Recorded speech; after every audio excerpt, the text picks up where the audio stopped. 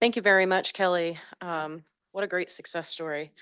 The second presentation is called Workforce Development, Engaging Our Workforce, Real Life Practice and Implementation, given by Shawn Smith, the Interstate Senior Project Manager, Statewide Construction Manager of the Regional and Highway Programs at MaineDOT. Shawn is a Senior Project Manager with the Department of Transportation's Regional and Highway Programs.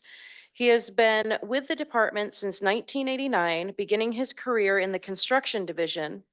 Currently, Shawn is the Senior Project Manager for Maine's interstate system, responsible for capital projects on the interstate and to provide statewide construction management oversight to heavy construction, rehabilitation, and preservation projects. Shawn is currently the acting chair and active vice chair of ASHTO's Committee on Construction, representing construction on ASHTO's Joint Technical Committee on Electronic Engineering Standards, as well as serving on several NCHRP research teams in the construction-related topics. Please join me in welcoming Shawn Smith to the podium. Thank you, everybody. Good afternoon. Usually I don't need a mic because I do work construction, so you can usually hear me without this, but so welcome. I want to talk a little bit about the department, where we've been and where we're going to go. A little bit about the department. If you're not familiar, we are central office based. We have 5 region offices. We do manage from the central office, but we do have management teams in both maintenance and project development in each region office, plus our construction staff is in each region office. So we do reach far and wide throughout all the aspects of Maine. Our organization structure, I wanted to put that up there because over time it changes a little bit. But today I want to talk a little bit about our Bureau of Project Development, because that's really where the focus that we've been in for several years with our transportation aid program.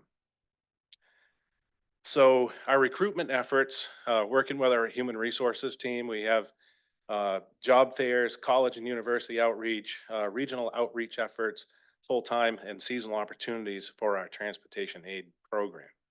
And what that program really is we are looking for seasonal workers to come into the department to learn the construction aspects of bridge, highway, and multimodal. I'll get into a little bit of that in a minute, but we're looking for that STEM background, science, math, technical ability, and wanting to learn something new and how it's applied in real life. These seasonal positions also can be non-students, people looking to transition from a different aspect of their career, swapping careers, or just changing something. They just want to work outside or do something different. So the Bureau of Project Development is where I want to focus in on. And our seasonal opportunities, our transportation aid program, like I said, we just recently went through a name change for engineering aids. And why is that important? For the last several years, probably over 10 years now, I've been leading the charge with our transportation aid program. We've been confused at times with our transportation worker series, which is in the Bureau of Maintenance and Operations. So lots of times when we would get an application for a transportation aid, they really wanted a transportation worker because they may have already had a Class B license, or they may have already had some sort of other background that would lend that position very well. The transportation aid, like I said, we're trying to move them into that STEM background. We're looking for those students that are civil, structural, construction management. We're trying to get them that real life experience so they can actually go out and have some background from their summer job. So this past year, 2024, we advertised those positions as engineering aides, which to some of you in the room, that's a blast from the past, because that was actually when I started back in 1989, that was one of our classifications. And with a reorg in 2000, we actually condensed all of our classifications and we eliminated the engineering aid series. The engineering aid series, this year, we had over 20 applicants, which over the last 2 or 3 years, we hadn't had probably over 10 to 12 applicants. And some of those were non-traditional students looking for other work. And as soon as I said, we're out on construction, we're using our heads, we're using the technology that we have, sometimes the interest dropped and they didn't want to continue with the interview, or they preferred, because they already had a license or they already had experience, they wanted to move to a different part of the program. So something that's unique to us is it's not an internship program. It's not part of the Margaret Chase Smith internship program. This is actually a seasonal employee. They're actually state of Maine employees that actually have benefit package. They accumulate vacation and sick time, and they can return to school without being terminated. We actually have a program set up where if they're doing well performance wise and they want to come back that next year, we can do a seasonal layoff. Or if they want to separate, we can separate at that time. For the non-students, we allow up to 26 weeks. So if somebody comes in on the second week of May, it's usually around the first, second week of November that they can work through too. So it's a good program for both students and non-students alike, and we're excited about trying to get out there in different ways and promote this program. Now, our summer work, of course, we're working in Maine. We have a condensed construction season, and depending on the year, it could be very long or it could be very short. So these engineering aides service us a great deal. They work across our programs, not just in construction. Uh, Bridge and multimodal and highway is a huge component. And for a lot of years, that's where the focus was. You got hired as a transportation aide and you went out on construction. And you may or may not have had an opportunity to say, I wanted bridge or I wanted highway or I wanted something to do that was not bridge and highway related, but maybe railroad, airport, you know, uh, working on the ferry service system could be something totally different. Over time, we integrated in survey and the materials lab in our non-destructive testing unit, which is based out of Augusta, which actually does some pretty cool things. In 2002, we opened that up to our environmental office with a lot of our environmental regulations going on. Bees was mentioned earlier today, bat monitoring, a lot of our fisheries issues where when we have to install a cofferdam and block a stream up, we have to evacuate the fish before we can work. Our environmental office needed seasonal assistance with that. So we opened up that door to expand away from the typical engineering type student. And this year, 2024, we were able to open this up to highway and bridge design, which is the first time that we've ever done that, because we struggled with how do we bring in a seasonal employee and have them actually get benefit midway through or at the tail end of a design work. It could be midway through and we've already done a bulk of the work and now it's really cleanup and estimating. Well, we sat down with our teams and we came up with a program that we probably will reconvene and just kind of critique how this year went. But that's something new, and we had a lot of interest this year in the design element. So this is working in CAD environment, learning how we put together a set of plans from start to finish. And again, like I said, our employees do have a benefit package. It's a good introduction to the department. We usually bring them on and do a 2-day orientation program where we'll do our typical, paperwork to get them in our system, but then we actually do a mini boot camp about what we do and how we do it. So we try to go through a presentation of what the department has to offer. You're not just isolated to a bridge or a highway or a multimodal construction career path. Like I said, we've introduced the design element, the environmental element, and we tried to explain that a lot of our support units has engineers and technicians all the way through the department. So once you get in and you can kind of create your own career path as you see your interests grow in different elements of the department. So our engineering aides are really meant to fulfill two series of the department. One is our engineering series, which is a full 4-year college grad, and it would go into our assistant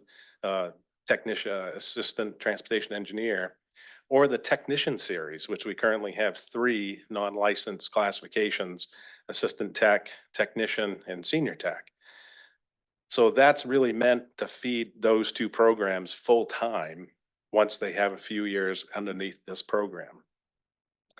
The technician series is the assistant tech, which, like I mentioned earlier, in 2000, we went through a reorg and we condensed some of our classifications. We actually eliminated a good entry level position that didn't require a college degree. It's really somebody that came out of high school that had a good solid math background or a science background, wanted to work outside, wanted to learn.